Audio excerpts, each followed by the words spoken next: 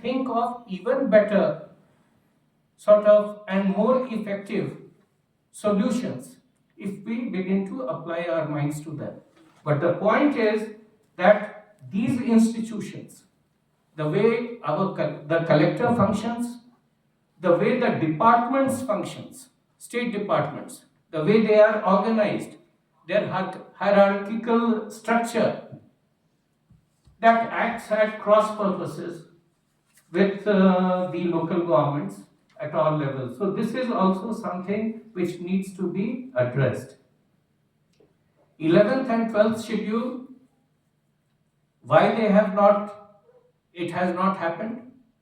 We talk of Viksit Bharat, we talk of becoming a developed country, but history shows that any country which has become developed has strong local governments. You'll hardly find any example, including China. It is not a democracy, but it has a much stronger city governments. So that should set us thinking that with the current union and state governments alone and working through the apparatus of collector and head of departments, what they have not been able to achieve in the last, say, 79 years, are they in a position to deliver in the next 20 years? My experience tells me the answer would be in the negative. There will be some incremental changes which will happen on its own. But by and large, it would be more of the same. So if we really want certain basic change to happen, then we'll need to begin to actively think on how local governments can be strengthened. And local governments should not and cannot be allowed to become a mirror image of what is happening at state and union level. They need to have a totally different ethos. We need institutions which make participatory democracy possible.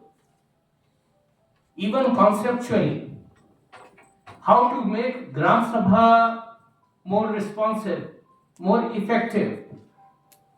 If we are to have block panchayats and district panchayats, how do you make their general council more representative? This rural-urban dichotomy or mindset, which is an administrative construct, that needs to be done away with, because frankly, I don't see 20 years down the line this thing being really important. What would matter is quality of services, quality of life, and that has to be the same no matter whether I am staying in a metropolis or in so-called rural areas or smaller settlements. The size of local governments will vary, but this rural-urban thing that you have totally different here, that I think will slowly recede, because whether we like it or we don't like it, more than 50% of our population will be residing in urban areas. If it is, and there are states, Tamil Nadu is one, Maharashtra is another, Kerala is third, Karnataka rapidly, where already more than 50% of the population is residing in urban areas. What type of governance structures are required? Say, even within the existing year, what type of governance structures are required in larger gram panchayats, in peri-urban areas, which make them sort of more effective in service delivery? That also would be required till such time as we bring about those changes.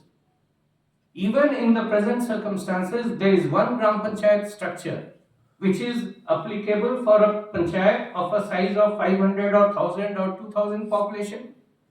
And the same thing, you have now panchayats with population of 20,000, 30,000, 40,000 and rapidly urbanizing.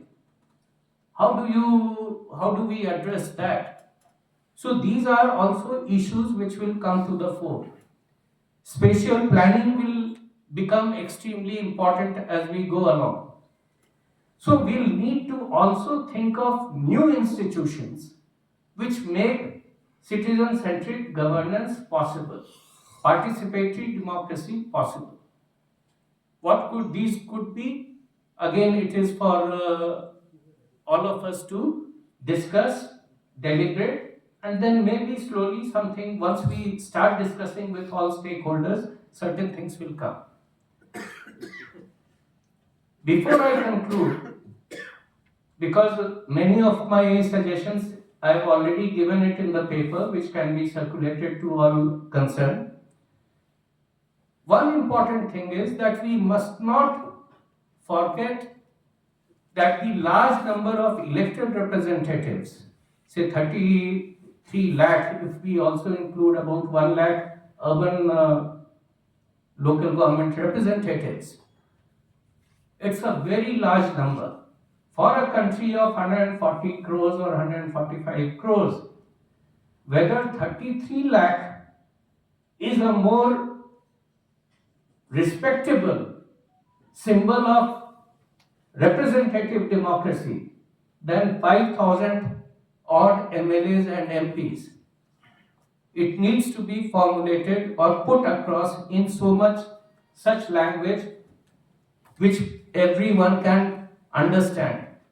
As a citizen, is it easier for me to approach my ward member, my councillor, than an MLA or MP who is residing in the state headquarters or national capital region? We have to look at it. The moment we begin to look at it from that aspect, the so-called subsidiarity principle, the so-called other, everything will acquire a totally different meaning. And then it has to be presented in such a language which ordinary people can understand. So, as a matter of strategy, when we talk of stakeholders, we must recognize that these 33 lakh elected representatives are a very important stakeholder in this process. And so far, our sort of interaction or involvement with them or using them as sounding boards for the ideas, as far as in Government of India, my experience is, or even in the states from what I understand, it is negligible. So how do we strengthen that? How do we make them certain things, issues which are of concern to them, which need to be addressed even within the present legal and constitutional framework? Say the issues regarding taking disciplinary action against elected representatives, curbs being placed on them, those need to be addressed immediately.